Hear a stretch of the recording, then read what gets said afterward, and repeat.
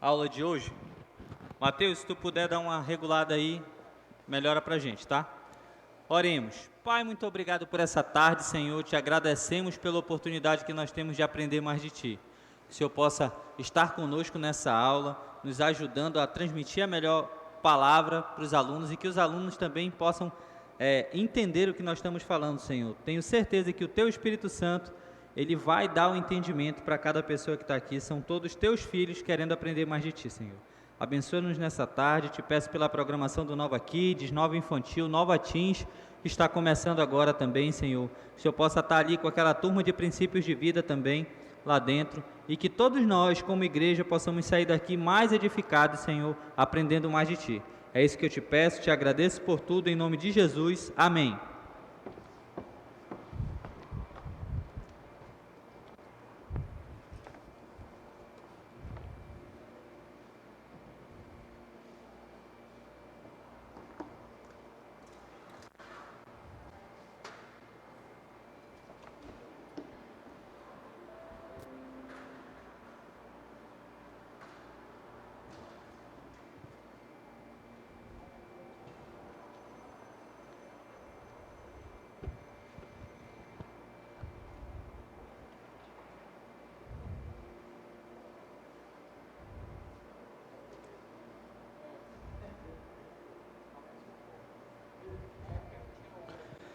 Desculpa aí, pessoal, é que a gente está se mudando, está um pouco enlatado aqui, Mateus, tenta colocar aí, melhorou. A gente está se mudando e toda mudança, né, a gente entra em obra e, na verdade, a gente vê que a obra é aquela bagunça, não é verdade? Toda obra tem uma confusão. Toda obra parece que não vai acabar nunca. Quem está em obra aí? Quem está construindo em casa? Uau, que legal. Então já sabe que parece que não acaba nunca, né? É poeira para todo lado, tem que estar limpando o tempo todo. E no final das contas, a gente ainda se alegra porque sabe que tudo vai ficar melhor, do jeito que nós planejamos, tá? Você sabia que a sua vida está sempre em obra? Também.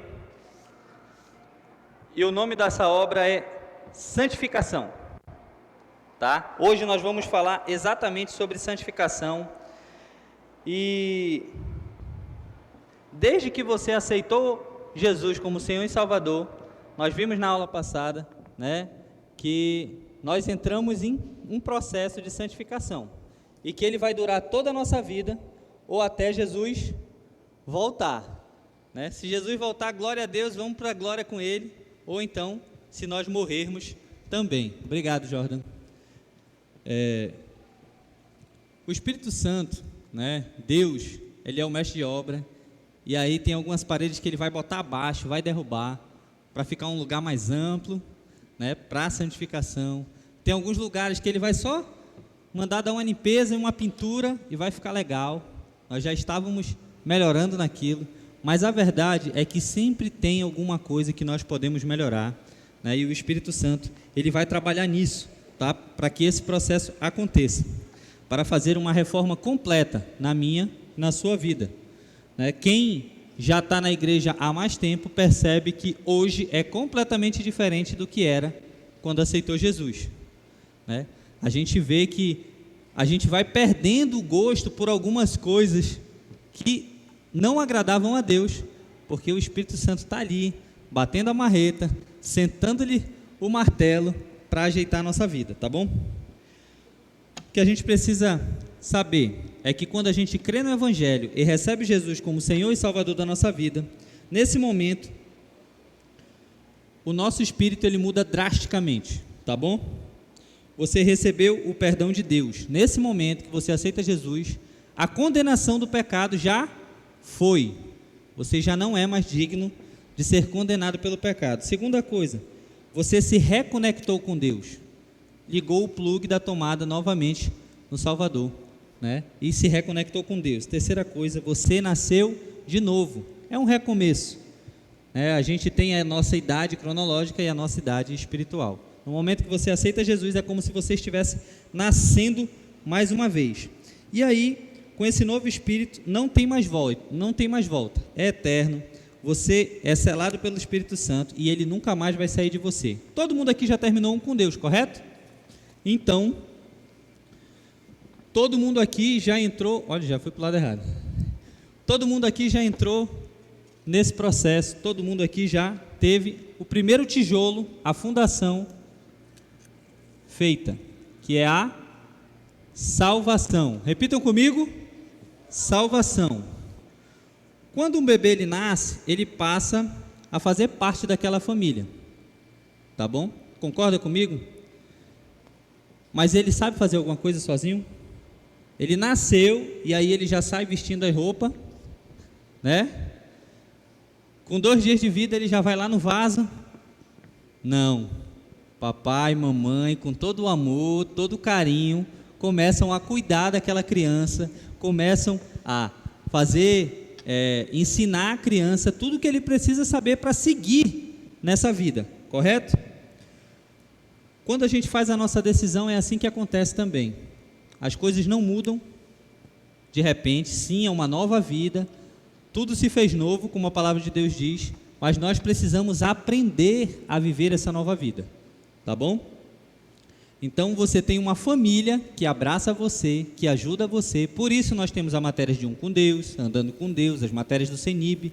Por isso a gente insere sempre a pessoa que aceitou Jesus num pequeno grupo, para que a família possa abraçá-lo mais de perto, saber quais são as necessidades, o que precisa melhorar. E quando você é engrenado no ministério, o ministério também vai ajudar nisso. E tudo isso acontece, tá? Romanos 8:29 fala assim, fala sobre esse processo, tá? Que diz bem assim: Deus decidiu desde o princípio moldar a vida daqueles que o amam, pelos mesmos padrões da vida do seu Filho Jesus Cristo. Então nós somos irmãos de Jesus e precisamos seguir o modelo do nosso irmão mais velho, tá? E a esse processo, nós damos o nome de santificação, tá bom? Esse é o processo de santificação. Santificação. Depois que você entrega a sua vida para Jesus, ele vai se debruçar sobre você e vai começar a obra. Ele vai fazer uma grande obra na sua vida. Ele vai derrubar paredes, vai tirar o azulejo, né, colocar o porcelanato. Ele vai fazer uma nova pintura. Enfim, ele vai fazer a obra total na sua vida.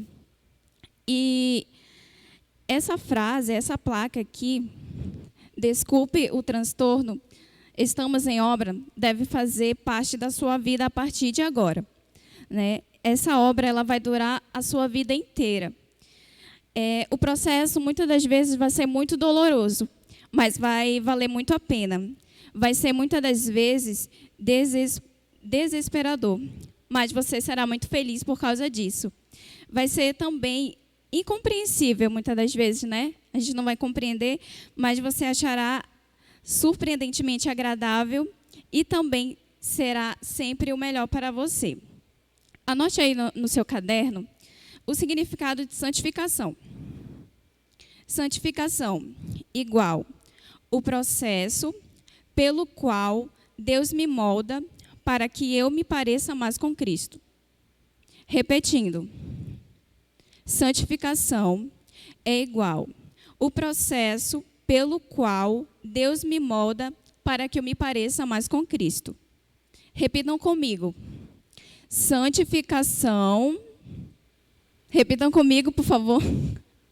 Santificação é o processo pelo qual Deus me molda para que eu me pareça mais com Cristo. É para vocês anotarem, por favor. Sempre o objetivo de Deus é esse, de nos santificarmos, né? Como o Gabriel disse, Jesus é o nosso irmão mais velho, então devemos imitá-lo em tudo. E esse é o principal objetivo de Deus, de nos conformarmos à imagem e semelhança de Cristo. O objetivo de Deus é sempre nos encaixar ao caráter de Cristo. Que vocês não esqueçam disso. E também uma diferença entre santificação e salvação. A salvação ela é instantânea, né? Você não pode ser meio salvo. Você é salvo e pronto. Você crê e decide em Cristo e você é salvo. Já a santificação, não.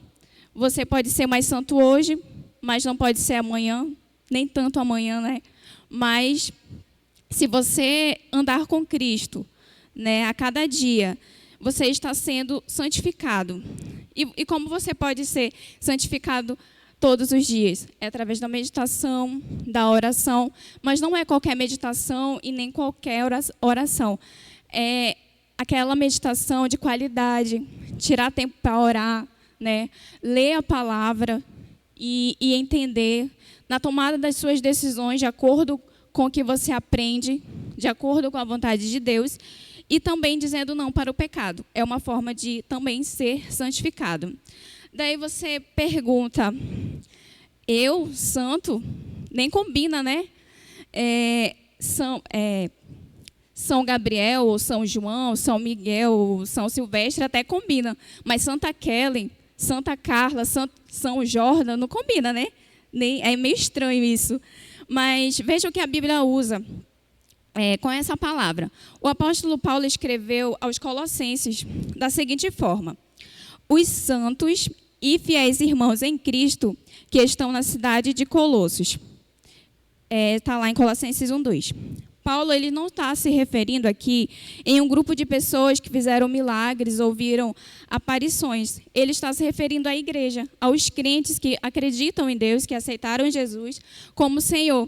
Então, santo é simplesmente isso, é ser separado para Deus.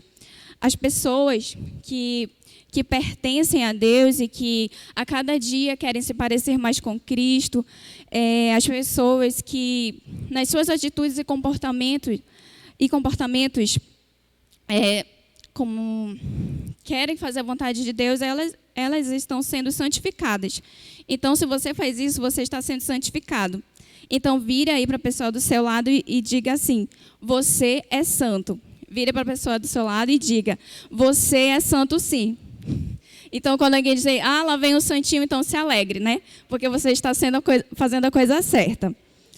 E uma outra palavra para santificação é o crescimento, né? Em 1 Coríntios 3:9 diz assim: vocês são o terreno no qual Deus faz o seu trabalho.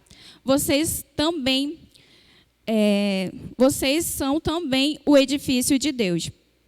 Então, se você aceitou Jesus, se você nasceu em Cristo, você vai sim crescer, vai sim ser moldado por Deus. Deus vai te santificar. E anotem aí também, santificação é igual a crescimento, por favor. E na plantação, a semente ela tem que morrer. Então, significa que muitas das coisas na sua vida vai ter que morrer para você crescer. E na construção também, tem muita coisa que o construtor de obras derruba tudo, vai destruindo. E também muitas das coisas na sua vida, Deus vai derrubar. Amém? E preste muita atenção.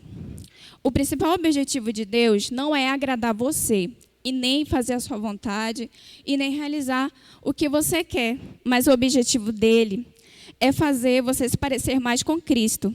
É formar o caráter de Cristo em você. E muitas das vezes não é fácil, não vai ser fácil. E isso na sua vida você não vai gostar. Mas é o que Deus quer para a gente, né? Então, não se esqueça disso. O objetivo de Deus na sua vida é formar o caráter de Cristo em você. E quais ferramentas será que Deus usa para nos santificar?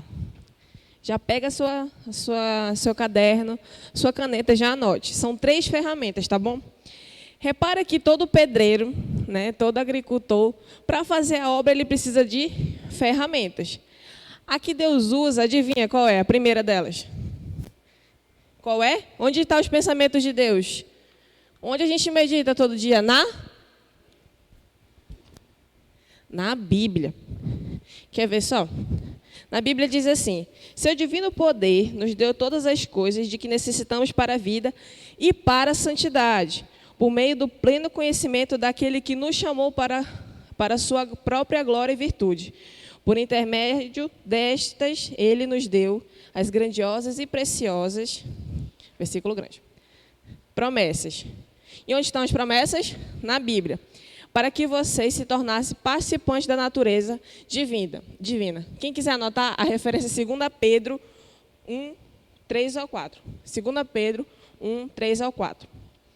Ou seja, Deus, ele usa essa principal ferramenta para nos tornar mais, para a gente se santificar cada vez mais.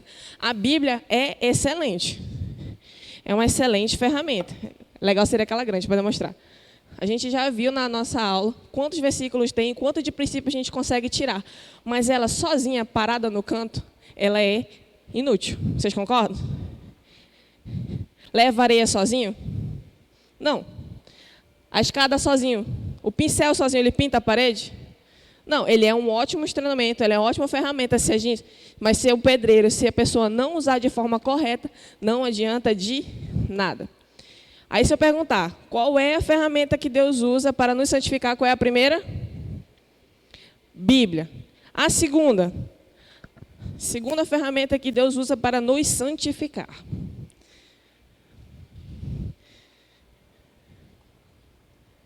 Espera aí.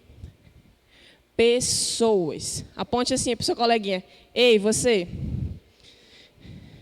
Você precisa me ajudar a me santificar. E eu vou ajudar você a se santificar. Por que isso, gente? Tem gente que pensa que para se santificar é só meditar sozinho, é só orar sozinho. Claro que uma oração sincera, Deus ouve, Ele corresponde. E em muitas religiões acredita-se que a pessoa mais isolada, aquela que vai para o monte sozinha meditar, aqueles budistas, a mais isolada é a mais santa. Mas, acredite ou não, esse seu coleguinha do seu lado, ele vai lhe ajudar a você a se santificar. Como? Sendo chato. Como assim? Deus, ele quer, nós fomos criados para viver em comunhão, certo? Nós somos um, todos juntos. Logo, esse coleguinha que está do seu lado, ele pode lhe ajudar na sua meditação. Ele pode falar, irmão, isso aqui está errado. Não tem gente que é chata assim com você? Se tem alguém chato assim do seu lado, agradeça, porque ele quer o melhor para a sua vida. E Deus quer que você seja o melhor para a vida dessa pessoa. Aquele líder, aquela pessoa que pega no seu pé quando você não quer meditar, quando você não quer prestar, quando você não quer vir do ministério, essa pessoa, assim, é uma ferramenta de Deus. E seja você também a ferramenta que Deus quer para santificar a vida das pessoas. Fantástico. A gente já viu, né, a primeira ferramenta, que é a Bíblia, a segunda, que são as pessoas, e a nossa terceira ferramenta, anotem aí, são as circunstâncias. Anotem aí no caderno de vocês. Já abram a Bíblia aí em Romanos 8, 28. Não está querendo ficar, não. Romanos 8, 28. Vamos ler. Diz assim: sabemos que Deus age em todas as coisas para o bem daqueles que o amam, dos que foram chamados de acordo com o seu propósito, certo? Fantástico. Então, eu não vou ter nenhum problema na minha vida, você não vai ter nenhum problema na sua vida, certo? Errado. Aí é que a gente vai ter problema mesmo. Porque o problema faz parte da nossa vida, tá?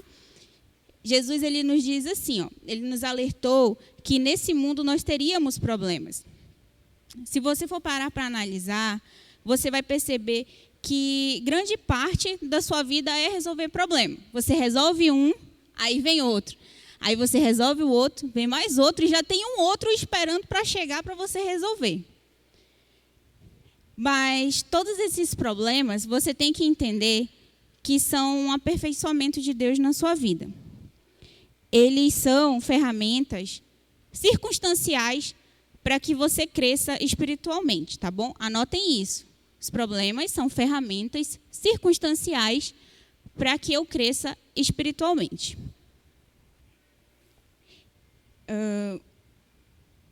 Um dos grandes momentos de aprendizado que você vai ter na sua vida, de intimidade, de experiência com Deus, são nas adversidades. Você já percebeu que quando você tem um problema e quando você vai orar a respeito desse problema, aí é que você mesmo se entrega, você se ajoelha, você chora, você fala o que você está sentindo com toda a força, com todo o seu vigor? Então, esses momentos são os momentos em que você vai ter essa experiência de mais intimidade com Deus. Porque você ali não vai estar falando palavras bonitas, você vai estar falando realmente aquilo que você está sentindo.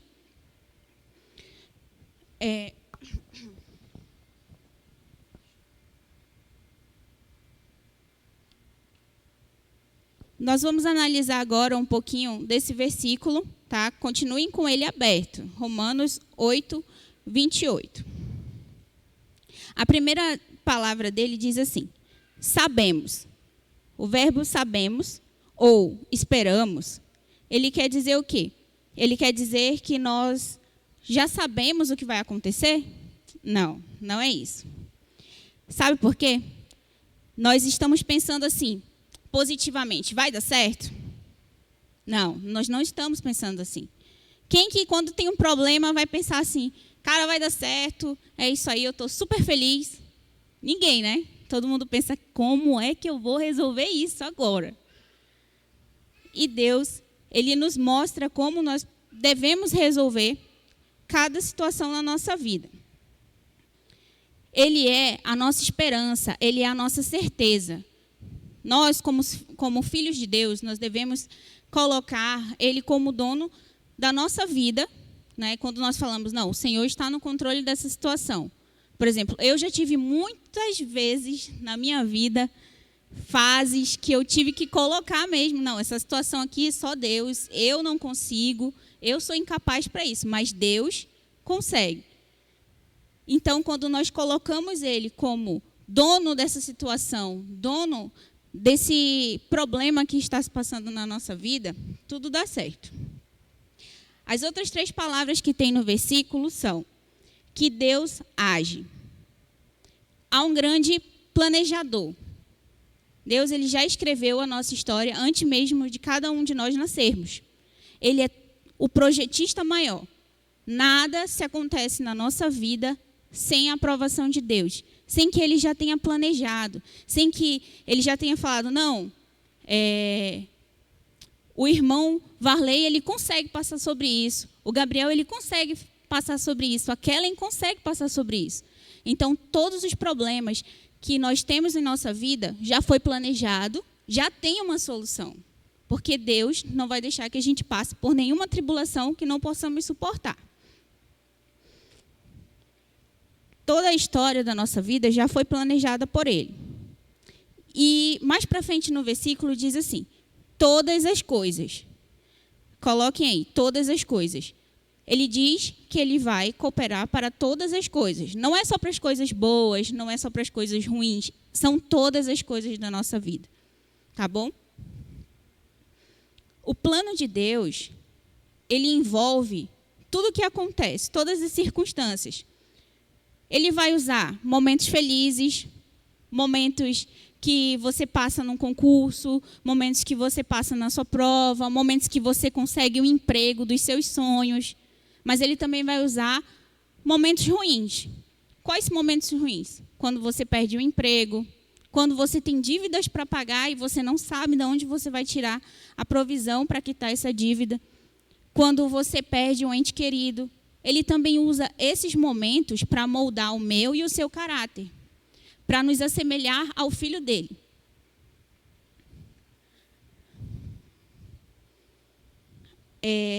Anotem aí. As circunstâncias da sua vida agem em conjunto.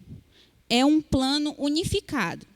Anotem aí. As circunstâncias da sua vida são um conjunto. É um plano unificado. Um exemplo disso. Quantas pessoas aqui gostam de bolo? Se você for parar para pensar. O bolo, né? Nós temos a farinha, nós temos o ovo, nós temos o óleo.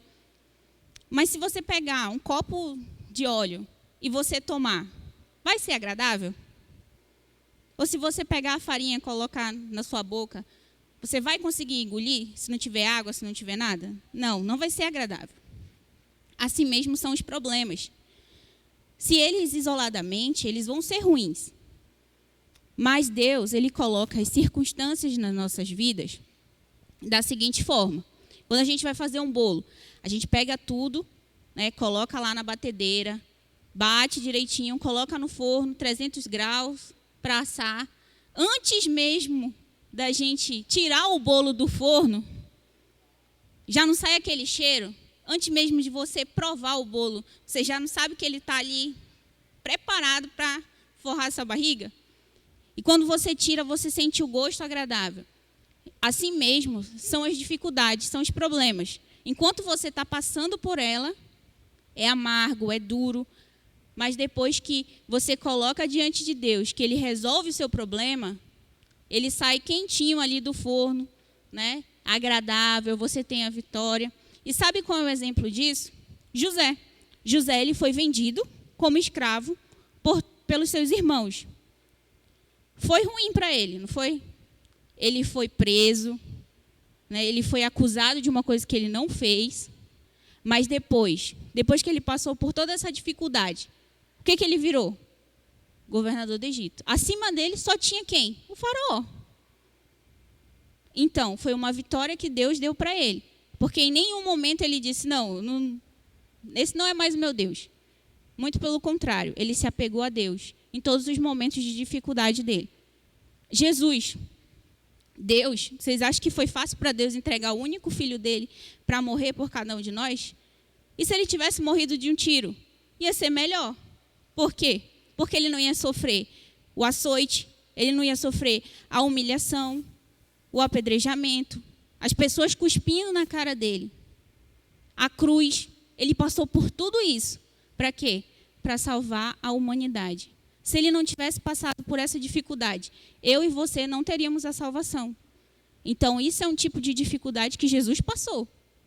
E foi difícil, não foi fácil. Mas hoje é por um bem maior. A humanidade pode ser salva por conta disso. Porque ele sofreu na cruz por mim e por você. Então, por esse motivo, nós podemos ser salvos. Esses são 2 exemplos apenas. Na Bíblia, tem muitos e muitos e muitos exemplos. Lá mais para frente no versículo tem para todo o bem, que é exatamente isso que eu acabei de falar. Todos os problemas têm um bem maior. Todos os problemas que você passa é para moldar o seu caráter, é visando um bem maior para a sua vida. Nunca você vai passar por um problema que não seja para o seu próprio bem, ou então para você passar e poder dar o seu testemunho e ajudar o seu próximo. Às vezes você não entende, poxa, por que certa coisa está acontecendo comigo? Uma vez eu conheço uma pessoa, né, que bateu o carro. E ela não murmurou, ela agradeceu por ter batido o carro. Talvez, naquele momento, o carro dela tivesse sendo Deus na vida dela. Mas aí o que ela aprendeu? Ela aprendeu que o fato dela bater o carro poderia estar salvando ela de um acidente que poderia levar a sua vida. Poderia estar salvando ela de um assalto, poderia estar salvando ela de algo bem pior do que só uma batida superficial. Desculpa. Então, todos esses problemas e circunstâncias que acontecem na sua vida são para moldar o seu caráter. Mais à frente, no finalzinho, diz assim: de acordo com o seu propósito. Como eu falei anteriormente, o propósito de Deus para as nossas vidas é que nós possamos ser iguais ao Filho dele. Anotem isso. O propósito de Deus para as nossas vidas é que nós possamos ser iguais a Jesus, o seu Filho.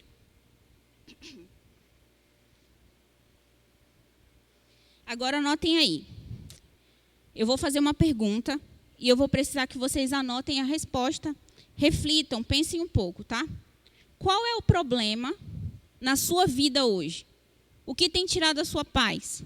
Qual é a sua dificuldade hoje? Anotem aí. A minha dificuldade é... Anotem, pensem bem. Qual é a sua dificuldade? O que tem tirado o seu sono? O que tem sido as suas orações continuamente?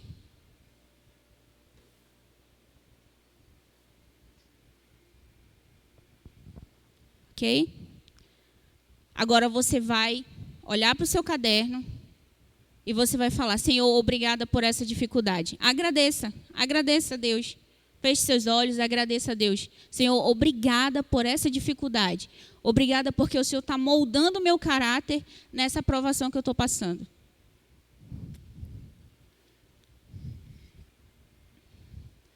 Vocês têm que entender que o sofrimento, os problemas, eles não são decorrência do pecado. Muitas vezes a gente tem esse pensamento pequeno. Ah, aconteceu isso com fulano, ou então aconteceu isso com a minha vida, porque eu estou em pecado. Senhor, onde é que eu estou errando? Não, não é bem assim. Deus, Ele permite que isso aconteça, mais uma vez, para moldar o nosso caráter. Então, vocês vão anotar aí. Eu sofro. Anotem aí. Eu sofro, pois Deus está me dando. Eu sofro, pois Deus está me dando a oportunidade. Eu sofro, pois Deus está me dando a oportunidade de crescer espiritualmente. Eu sofro porque Deus está me dando a oportunidade de crescer espiritualmente. Agora você vai repetir isso com toda a sua força. Vamos lá. Eu sofro.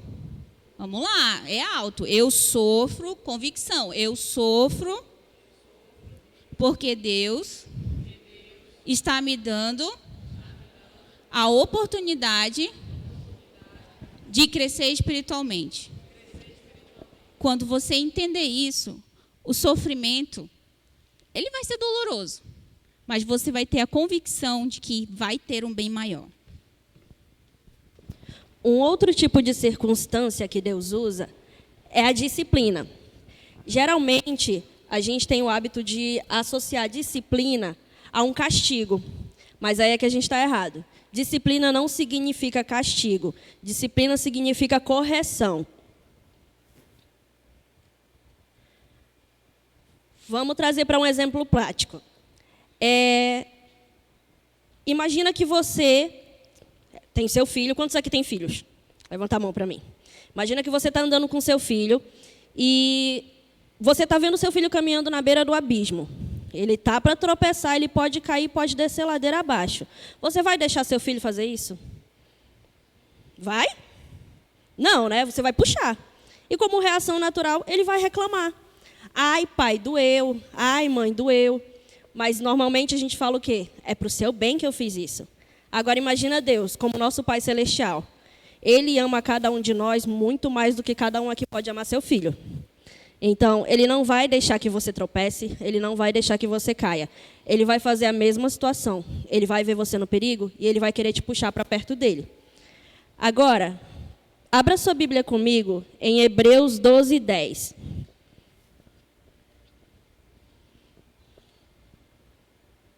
Vamos lá.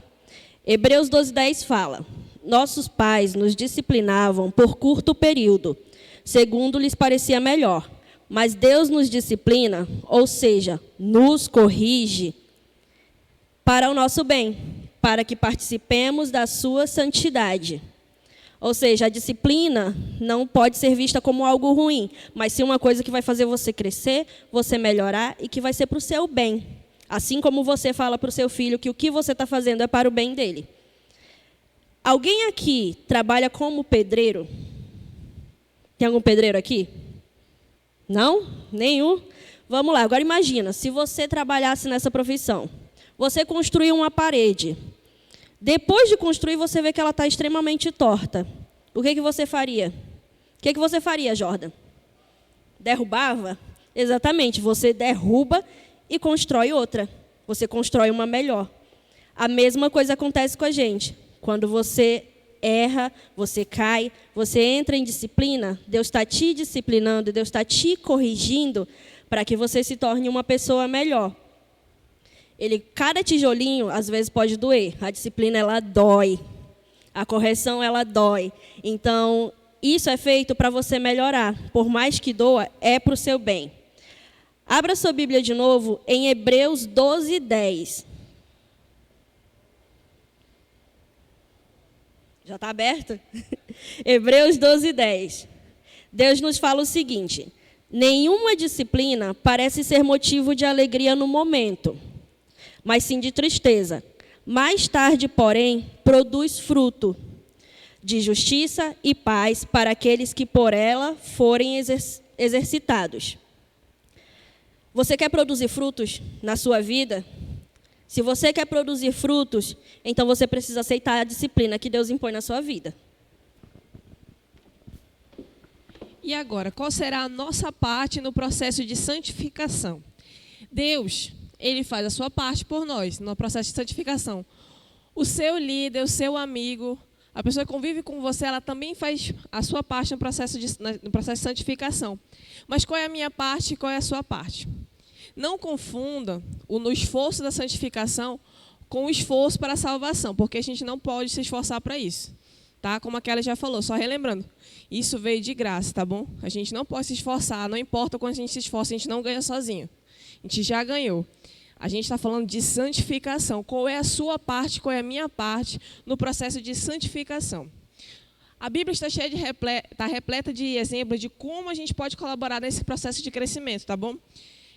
Veja da seguinte forma: atleta, para competir nas Olimpíadas, ele tem que treinar. Vamos acompanhar assim: atleta tem que treinar para competir na Olimpíada. O fazendeiro, para colher, ele tem que... Muito bem. O pedreiro, para ver a casa pronta, tem que... A mesma coisa é a gente. A gente, para ser santo, para fazer Santa Kelly, precisamos fazer também a nossa parte, tá bom? Paulo falou para Timóteo, em Timóteo 4,7, o seguinte: exercite-se diariamente em Deus. E, por favor, nada de flacidez espiritual, tá? Deus não quer gente fraca, tá bom? A academia ela é útil, mas você se santificar cada vez, se fortalecer cada vez mais na palavra, é muito melhor. E há uma passagem em Efésios que eu queria que vocês abrissem, que a gente vai trabalhar nela agora. Efésios 4, do 22 a 24. E lá existem 3 coisas práticas que nós vamos fazer para ajudar no processo de crescimento da santificação, tá bom? Efésios 4, do 22 ao 24, tá bom? Você já achou? Acompanhe no verso 22. Quanto à antiga maneira de viver, vocês foram ensinar-se a despir-se do velho homem. Então, qual é a minha primeira coisa que eu tenho que fazer? Relacionada à santificação é abandonar. Abandonar o quê? O seu velho estilo de vida. Deixa eu só ver aqui. Abandonar seu velho estilo de vida. Como assim?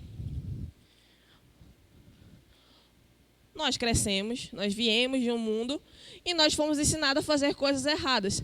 A partir desse momento, só deixar com a Bíblia aberta e me acompanhar o raciocínio. A partir desse momento, a gente tem que abandonar as velhas práticas que nós tínhamos antes. Uma delas é excelente. Quem costumava ir para banho todo domingo, final da tarde, depois emendava assistir um jogo e está aqui, já começou a abandonar as velhas práticas. Parabéns para você, parabeniza a pessoa do seu lado. Então, a partir do momento, você vai abandonar coisas que você fazia antes e a partir de agora você não pode mais fazer. Umas mais urgentes que outras, tá? Falar palavrão, beber, fumar, ir para festa. Paulo, não posso ir para festa? Pode. A gente abre aquele versículo em 1 Coríntios. Tudo é permitido, mas nem tudo me convém. Tudo me é permitido, mas eu não deixarei que nada me domine. Então, as coisas que você fazia, o seu velho homem fazia, você precisa o quê? Abandonar. Abandone o seu velho homem. Eu sei que tem pecados de estimação que a gente gosta. Eu sei disso. Tem coisas que é mais difícil de largar do que outras. Mas é necessário a gente começar a abandonar para a gente começar a dar início a esse processo de santificação. Essa é a sua parte, a minha parte nesse processo. Segunda, acompanhe lá no versículo 23. Vocês foram ensinados a serem renovados no modo de pensar.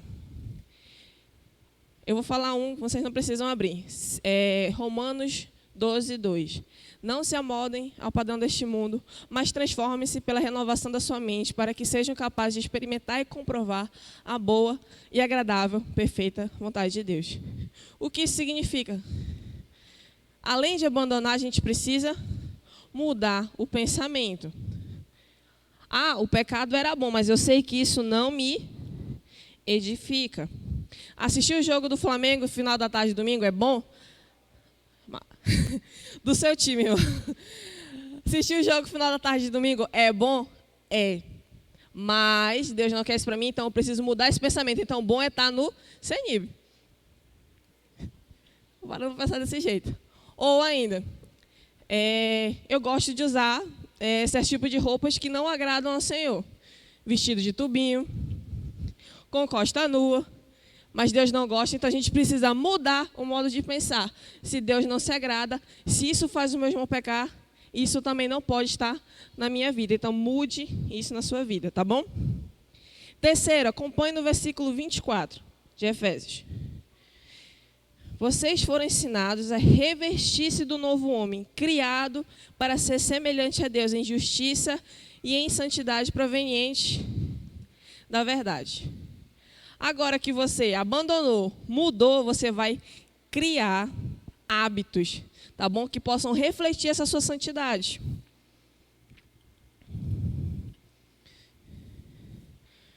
Como assim? Se eu tenho um problema com conversas no meu trabalho, conversas imorais no meu trabalho, e eu sei que naquela mesa dos meus colegas vai ser falado aquilo, qual é a minha estratégia que eu preciso criar? Não sentar naquela mesa. Evitar mesmo, criar estratégia. Ah, eu gosto de jogar dominó, eu gosto de apostar jogar dominó. É lá na esquina da minha casa, eu vou passar por lá? Eu vou me tentar, eu vou me colocar em perigo? Não, você já não passa mais por aquele lugar. Se você sabe que você não vai resistir, você precisa criar novas estratégias. Ah, estava falando do vestido agora. Eu gosto de usar vestido tubinho. Não, eu não, tá, gente? Alguém. Vestido tubinho me deve ficar horroroso. Gosto de usar vestido tubinho. Logo, eu não posso ir em uma loja, procurar, ver o vestido, experimentar, ver se fica bom. Você experimentou, você vai querer levar. Nem prova, irmão. Crie estratégia. Não vá ao provador, não pegue esse vestido tubinho, tá bom? Existe um fato científico que é o seguinte. Em 21 dias, você consegue criar um hábito. Se você se forçar, por exemplo, eu quero criar o hábito de meditação, eu não medito muito bem, mas a partir desse momento eu quero criar um hábito de meditar sem falhar. Medite sem falhar por 21 dias. A partir daí, isso vai ser um hábito na sua vida. No dia que você não meditar, você vai estranhar.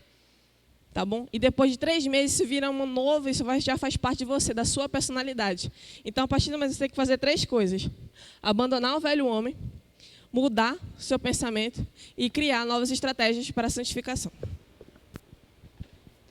Por que a santificação demora tanto? Por que eu demoro para me santificar, né?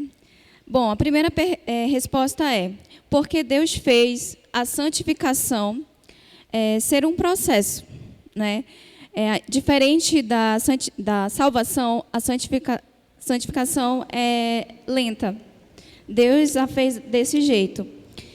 Como o professor na semana passada disse que o espírito, né, corpo, alma e espírito. O espírito é igual à salvação, então a alma é igual à santificação. É um processo, as nossas emoções, o nosso temperamento e assim sucessivamente. E segundo, porque nós somos devagar para aprender, ou seja, nós somos lentos. Né? Não na questão de entender, mas sim em deixar o nosso velho hábito, como a Paula disse. Né? Nós estávamos acostumados a fazer coisas erradas, coisas que agradavam a nós mesmos. Então, por esse motivo que a santificação se torna mais lenta.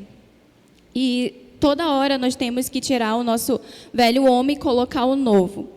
A Bíblia chama isso de despir-se do velho homem e se revestir com o novo, ou seja, em Cristo e também com a luz, que está ali em Romanos 13:12. E terceiro, porque às vezes preferimos o velho ao novo. Nada que é novo, às vezes, é legal, né? Às vezes nos tira do comodismo, nos faz ficar com medo. Então, o novo, ele não, muitas das vezes, não é legal e a gente não quer isso para a gente. Mas é isso que Deus quer, então nós temos que fazer. O exemplo disso é como calçar um sapato novo. Você diz, esse sapato está ferindo meu pé. Aquele que eu usava antes era melhor. Mas aquele sapato era velho, feio, cheio de chulé. Então, não é legal, né? Então, por isso que a santificação ela é mais lenta. E uma fórmula para se santificar somente essa. Deixar Deus fazer a parte dele e também você colaborar para que ele faça isso. E Paulo fala para Timóteo, em 1 Timóteo 4,15, assim: seja diligente nestas coisas, dedique-se inteiramente a elas, para que todos vejam o seu progresso. Paulo ele falou aqui para Timóteo porque ele queria que Timóteo crescesse. Então, da mesma forma, Deus quer que você cresça. É possível sim se santificar, é possível sim crescer, e Deus quer fazer isso na sua vida, basta você querer. Então, revisando aqui, por que a santificação demora tanto? Porque Deus fez a santificação ser um processo, porque nós somos devagar para aprender, e terceiro, porque às vezes preferimos o velho ao novo. Aí você diz, sim, eu quero crescer, eu quero colaborar com Deus nesse processo de santificação. Mas aí vem aquela pergunta: por que eu continuo pecando? Quem já se fez essa pergunta? Eu já tomei minha decisão, eu quero fazer o que agrada a Deus, mas por que eu continuo pecando? A verdade é que existem forças que batalham contra essa santificação, contra esse processo. E a primeira força que batalha contra isso é a natureza pecaminosa. Tá? Então pode anotar aí, a primeira coisa que batalha contra o meu processo de santificação é a natureza pecaminosa.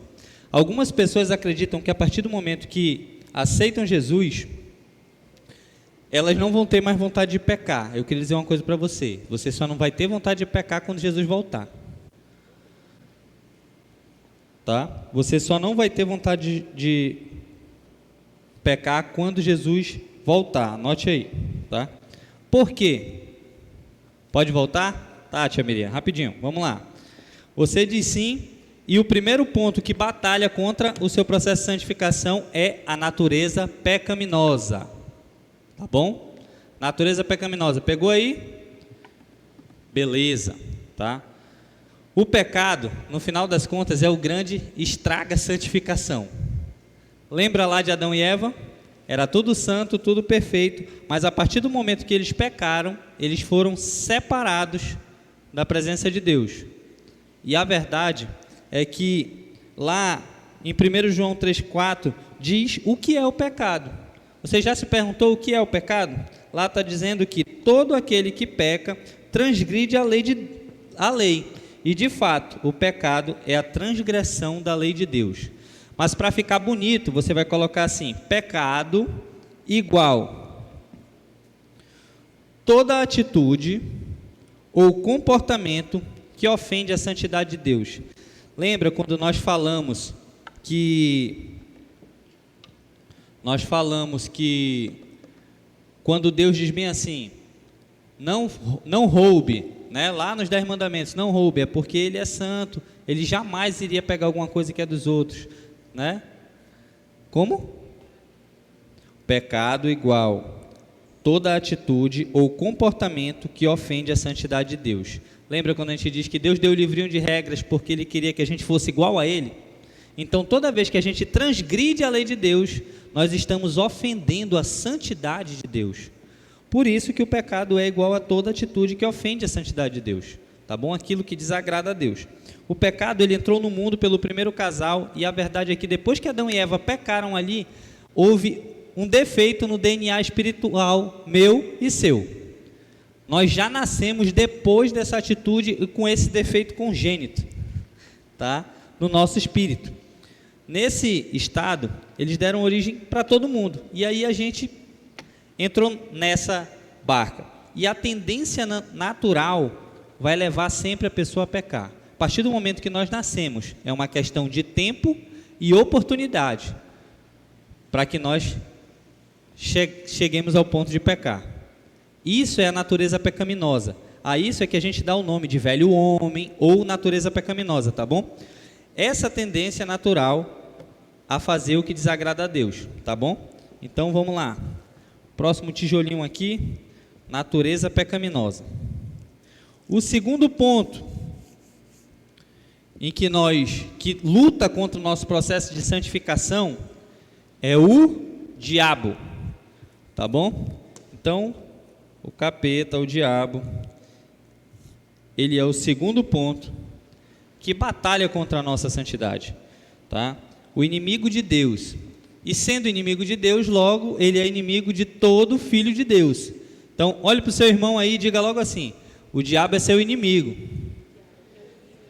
E todas as vezes que nós tomamos a decisão de fazer o que agrada a Deus, que nós entramos com força, com vontade nesse processo de santificação, começamos a assentar os primeiros tijolos desse processo, Satanás não fica satisfeito e ele vai fazer de tudo para atrapalhar você também nesse processo. Ou seja, dentro de você já tem a natureza pecaminosa, a tendência a pecar, e o papel do diabo é só instigar, né? Joga lenha na fogueira.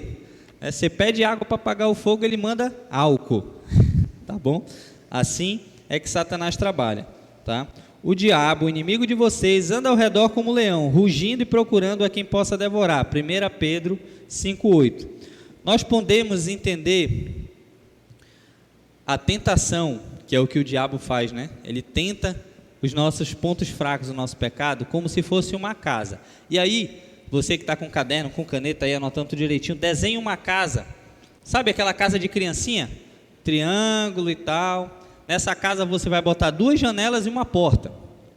Tá bom? Desenhe uma casinha aí, rapidinho. Coloca aí 2 janelas e uma porta. Tá? Essa casa, vamos dizer que é a sua vida. Você está tentando não pecar.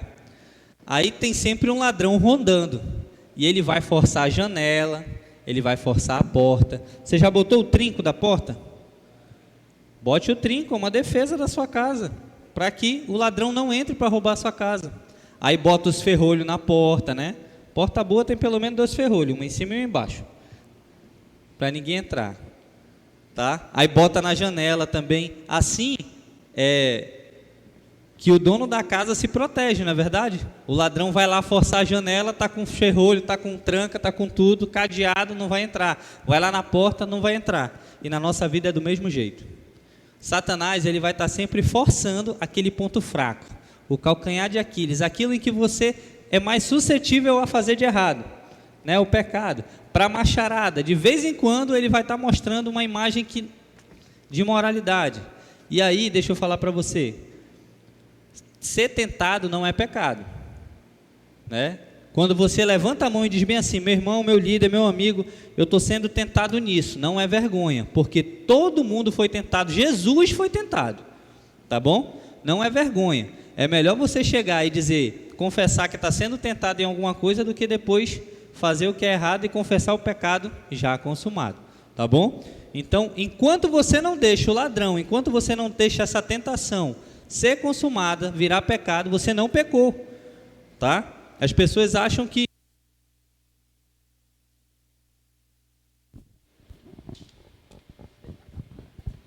eu acho que acabou minha pilha. Enquanto as pessoas não praticam aquilo, não tem problema. Vou dar um exemplo para vocês. A gente sabe que desejar a mulher do próximo é pecado, correto? E às vezes passa uma mulher bonitona na sua frente. Deixa eu dizer uma coisa para você. Passar na sua frente é a tentação. Continuar olhando, aí sim é errado, né? Você não pode dar confiança. Se ela passou, opa, vira lá para o outro lado. Mas Gabriel, você não pode evitar as pessoas de passarem na sua frente. Algumas cenas elas vão passar. Isso é a tentativa de Satanás forçar você a pecar. E aí, você tem que estar atento. Colocar mais um ferrolho, como a Paula falou. Se eu sei que ali naquela esquina vai ter alguma coisa que vai me deixar, me fazer o desejo, o meu pecado ser tentado, aí sim, naquele momento eu preciso desviar o meu caminho. Se eu sei, por exemplo, que eu vou lá na casa da irmã, toda quarta-feira eu vou lá, é legal, a gente come um café bacana, ela faz um bolo, eu levo um café e a gente bate um papo legal. Se eu sei que toda semana eu vou lá, mas acaba caindo na conversa de falar mal dos outros irmãos, aí eu tenho que cortar esse café da minha vida, né? Eu vou dar margem? Não. Então, evita esse tipo de situação. Você não pode se colocar em risco, tá? Um outro exemplo, meus olhos, eles podem se deparar com algo que dá vontade, que vai fazer eu ter desejo, mas decidir ficar lá é que é errado. Lá no Salmo 4, verso 23, diz bem assim: acima de tudo, guarde o seu coração, pois dele depende toda a sua vida.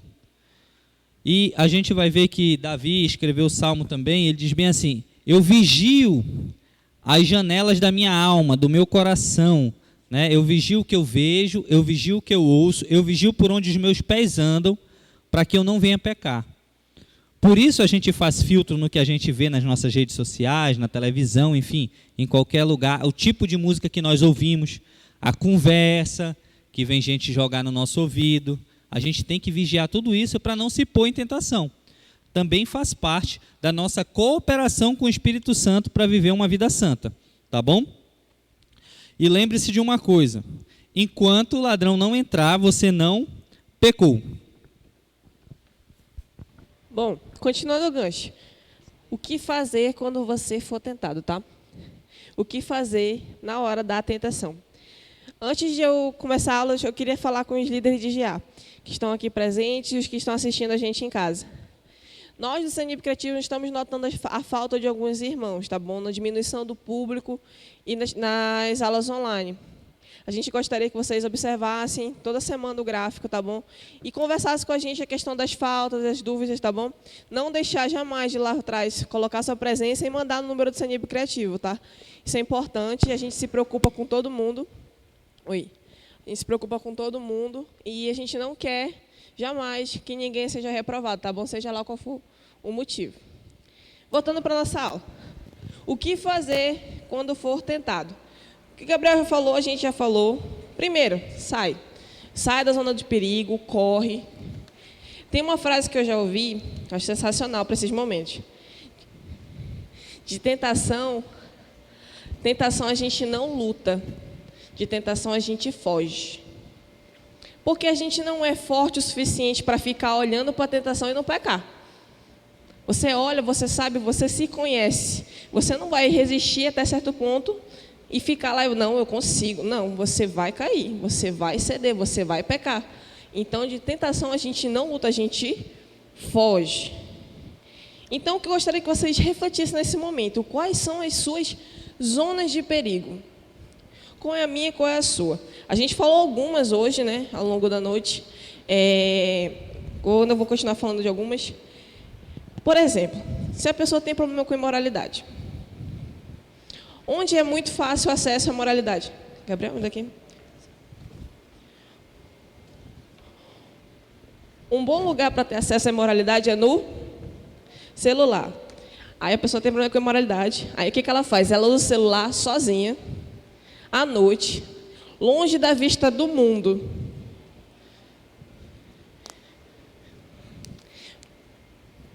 De tentação a gente não luta, a gente foge. Pessoa dessa, está com problema de imoralidade, está com o celular sozinho no quarto, longe da vista da sociedade, ela vai procurar porcaria para assistir. Porque nós temos, o Gabriel já falou, nós temos uma natureza pecaminosa. Já está na gente. Se você se acha acima disso, eu te digo, não é. Nós somos todos pecadores, nós temos uma falha. E quanto mais perto dessa zona de perigo a gente estiver, mais fácil a gente vai estar de pecar, de desagradar a Deus. Vamos ver outro exemplo. Olha só, em Tiago diz assim: submeta-se a Deus e resiste ao diabo, e ele fugirá de vocês. E o que eu posso fazer caso eu seja tentado? Tem outra solução também. Se firmar no escudo da palavra. A palavra de Deus, ela nos dá muitos escapes. Deus mesmo providencia esses escapes. Mas se eu não uso a palavra de Deus, se eu não decoro meus versículos, como é que eu vou escapar dessas situações? Não tem como, a palavra de Deus ela precisa estar afiada na nossa mente. Vamos ver alguns exemplos. Se você precisa, tem problema com moralidade, você precisa procurar versículos sobre imoralidade, coisas que possam fazer um escudo entre você e o seu pecado. Onde é que a gente acha, Gabriel? 1 Coríntios 6, do 12 ao 20. 1 Coríntios 6, do 12 ao 20, imoralidade sexual. Eu fiz algo que eu achei top, admirável, eu estou super orgulhoso. Isso é um pecado. Quanto mais você admirar o que você fez, mais pecado você vai ter. Então, 1 Coríntios 4, 7 diz, o que você tem, que não tenha recebido. E se o recebeu, por que se orgulha como se não fosse? Ou seja, não se orgulhe. Me roubaram. Me roubaram, eu sei onde é que é, eu vou lá, eu vou quebrar o carro do vizinho, ele foi o vizinho lá de cima que me roubou. Isso é fazer justiça com as próprias mãos. Você vai lá encarar o vizinho? Não, sai. Mesmo assim, eu não estou convencido. Olha na palavra, em Romanos 12, 19 diz, amados, não procure vingar-se, mas deixe com Deus a ira, pois está escrito, minha é a vingança e eu a retribuirei. Então, gente, o que isso quer dizer? Que você precisa fugir, você precisa se afastar da sua zona de pecado, você precisa se conhecer. Quanto mais você se aproxima, mais você tem chance de cair. E o que eu devo fazer quando eu pecar? Porque depois de tudo isso que a gente falou, a realidade é que em alguns momentos nós vamos vacilar, né? Em alguns momentos, por falta de atenção, porque nós não evitamos nos colocar na zona de perigo, nós vamos pecar. Às vezes por descuido, né? Como quem escorrega numa casca de banana e cai. Às vezes por simplesmente nós não nos atentarmos para o que está acontecendo ao nosso redor e nos deixarmos levar por esse mundo.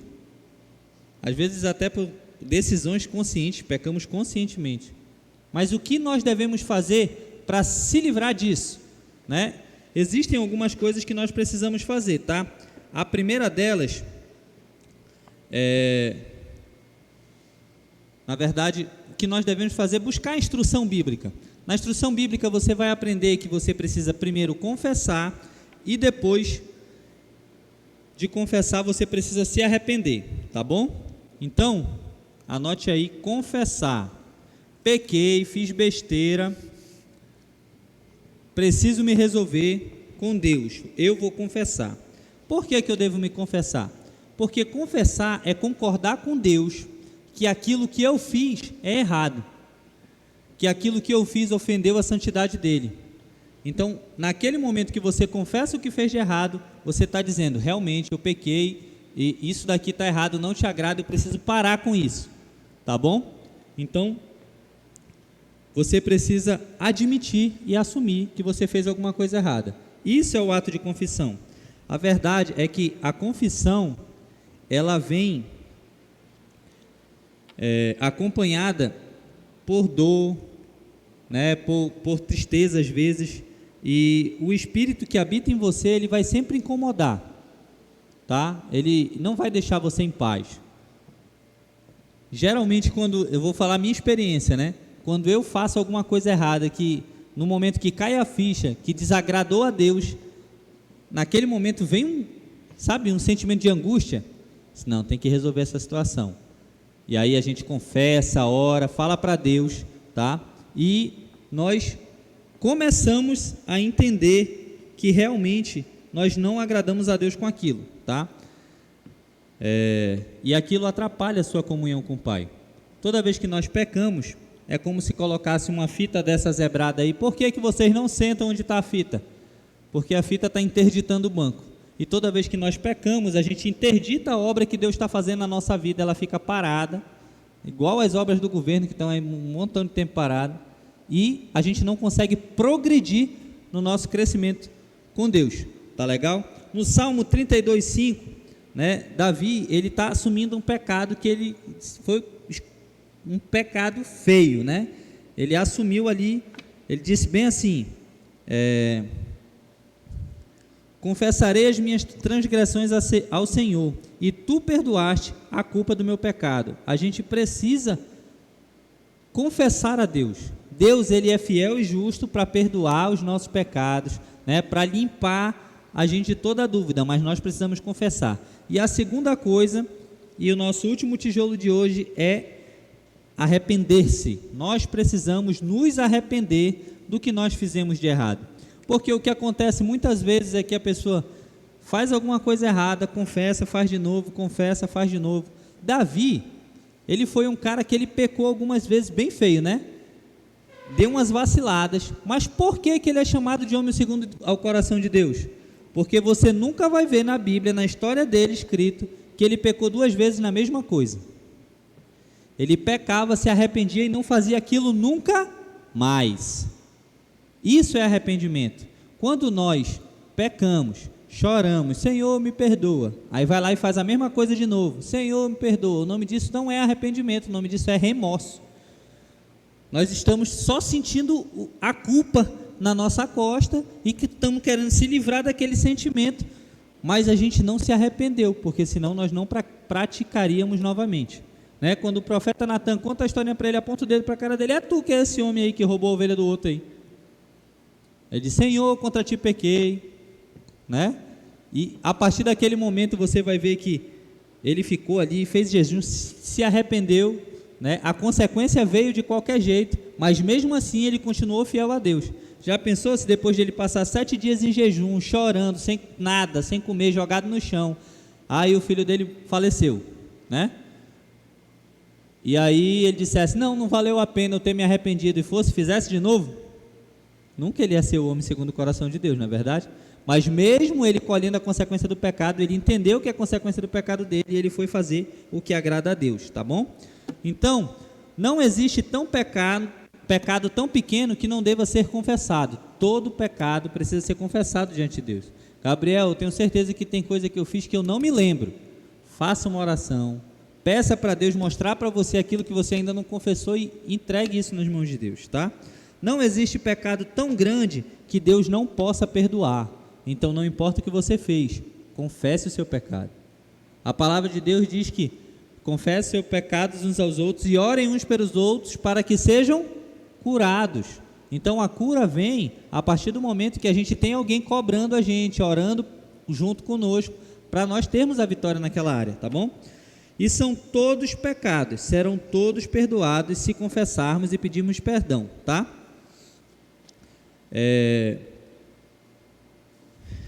1 João 1,9 diz assim: se confessarmos os nossos pecados, Ele é fiel e justo para nos perdoar os pecados e nos purificar de toda a injustiça.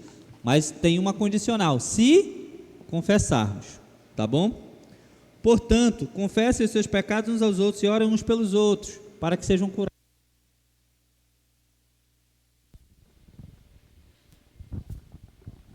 Tiago 5,16, tá bom? Sou eu mesmo, aquele que apaga suas transgressões, por amor de mim, e que não se lembra mais dos seus pecados. Isaías 43:25. Então Deus, Ele já perdoa pecados desde o Velho Testamento, né? E Ele diz aqui que Ele não vai lembrar mais. Se Deus não lembrar mais, onde é que está a condenação do pecado? Em canto nenhum, tá bom? Então que a gente precisa, para caso ocorra um imprevisto e a gente caia em pecado, nós precisamos confessar, urgentemente nos livrar dessa culpa, tá? Aqui nessa terra, nós nunca seremos uma obra acabada de Deus. A verdade é que quando a gente aceita Jesus, nós somos libertos da condenação do pecado.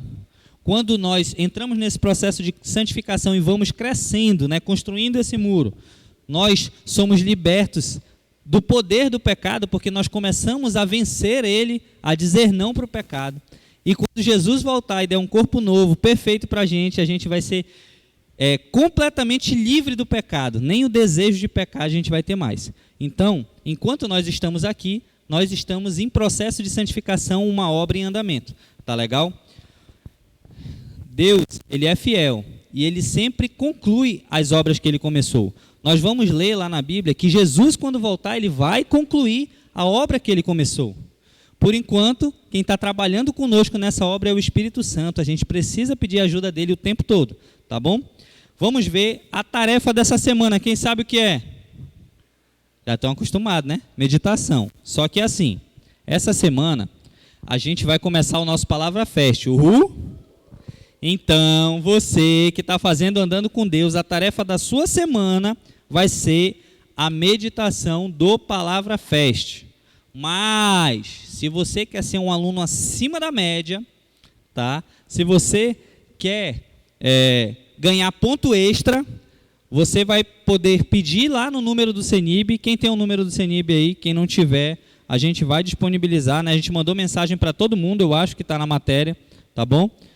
E você pede a meditação de santificação. É uma meditação simples, fácil de fazer, mas só se você quiser, não é obrigatória. Tá legal? Qual é o número aí, Paulinha? 9394-6946. 9394-6946. Nesse número você pode pedir a meditação de santificação, vai ser enviado em PDF para você, e aí você pode fazer, vai valer um ponto extra, né? De repente, vacilei numa tarefa, não fiz, eu vou fazer essa daqui que é para cobrir a que eu já deixei de fazer, tá bom? Para você ficar com média 10.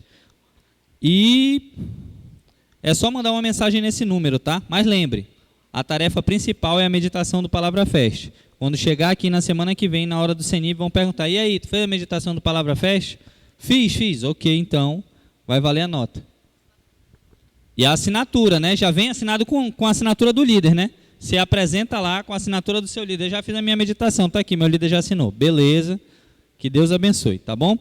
Vamos orar, vamos agradecer pela aula de hoje, e aí daqui a pouquinho começa o nosso culto. Oremos. Pai, muito obrigado por essa tarde, Senhor, pela Tua palavra, esse processo de santificação que Tu já tens começado nas nossas vidas, Senhor, que ele possa ser acelerado, que nós possamos ficar atentos às tentações que Satanás tem colocado na nossa frente, para que nós possamos vencer, Senhor. A Tua palavra diz, resistam ao diabo e ele fugirá de vocês, Senhor. Então, que nós possamos sempre estar buscando conhecer mais a Ti, estudar a Tua palavra, usar a Tua palavra como escudo, Senhor, para vencer Satanás, para resistir às tentações, e assim a gente vai estar Te agradando mais, vamos estar mais próximos e mais parecidos com Jesus Cristo. Abençoa essa turma, que eles possam tomar decisões de mudar as suas vidas, Senhor, de se santificar cada dia mais, para que eles possam ser um braço Teu aqui nessa terra, Senhor. Que eles possam ser uma ferramenta afiada, boa, para a Tua boa obra, Senhor. É isso que eu Te peço. Te peço também pela programação do nosso culto de hoje. Desde já, queremos Te agradecer pela oportunidade que vamos ter de exaltar o Teu nome e de aprender mais de Ti. Em nome de Jesus, amém.